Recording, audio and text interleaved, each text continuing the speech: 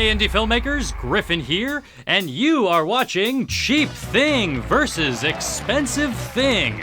That show where we find out if we're overpaying for our filmmaking gear. Today we're going to take a look at the Westcott Ice Light 2.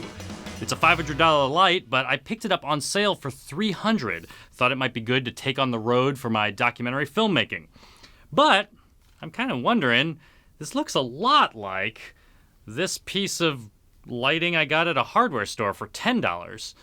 And so I'm kind of curious, do I really need this thing? So the first test I want to do is battery life. Let's see how long this thing can last. As you can see, the hardware store LED light is still going, but just not at any amount of power you would actually use. After 90 solid minutes, the Westcott light cut out, but it did come with an extra battery, so I threw that on there and I got another 2 hours of life out of this thing. Now, I thought it was a little bit unfair. The hardware store light, I have owned it for about 5 years, so maybe the battery inside is completely cut out. So I ran down to my local hardware store to see if I could find a replacement, but most of the lights there are using just a few LEDs, like 3 or 6. Nothing like this hardware store light. So for today, just to level the playing field with this old hardware light, I've given it some battery power that's probably a little bit stronger than the rechargeable battery inside. So the Westcott Ice Light 2 is really just a big light stick, which conveniently has a 1/4-inch screw on the top and on the bottom, some normal controls on off, and a little light that shows you the status of the battery. The Ice Light also comes with these little clips, so I could throw an amber gel on if I wanted a warmer light. And with my order, they actually threw in an extra battery, which was nice. It just screws on the bottom and gets you an extra 2 hours. This no-name LED work lamp, which I picked up at a Menards, has a beautiful plastic body. Has a little flashlight on top, many more LEDs on the front, just an on-off switch, and a little charging port on the bottom. That's really it.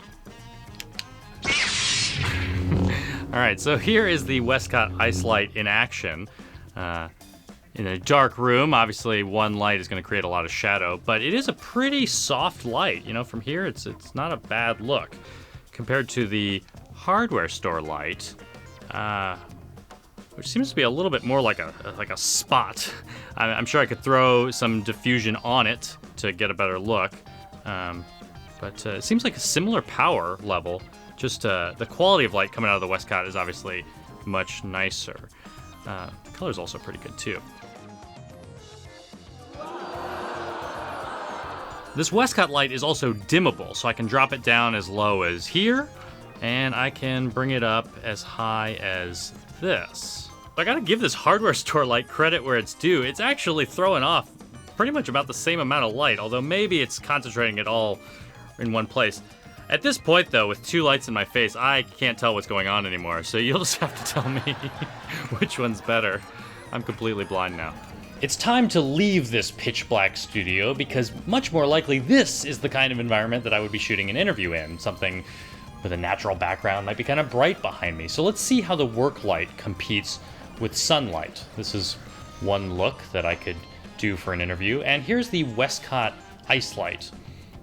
Looks warmer. It seems to look a little bit more natural. I think this is a look I could actually do in the field. For me to render my verdict today, it all comes down to which of these 2 lights would I want to throw in my suitcase for some run-and-gun documentary filmmaking. And you might hate me, but today I'm going to go with the expensive thing. Sure, the Westcott Ice Light 2 is $500, but it's just out of the box, has everything I need. But the great thing about today's experiment is it proves that a hardware store light really does hold its own against this thing. I mean, in the right setting, if you have some control, you could throw some diffusion on this thing, pop a battery pack on it. It'll do pretty much everything you need it to do. I just know quality-wise, I need something that's, has a good build quality, it's strong, it already looks good out of the box, the quality of light is great. I know it's going to last for 2 solid hours of shooting an interview, for example. I just know this versus this is the lightsaber for this Jedi. So thanks for watching Cheap Thing versus Expensive Thing, and I will see you next time. Thank you for watching.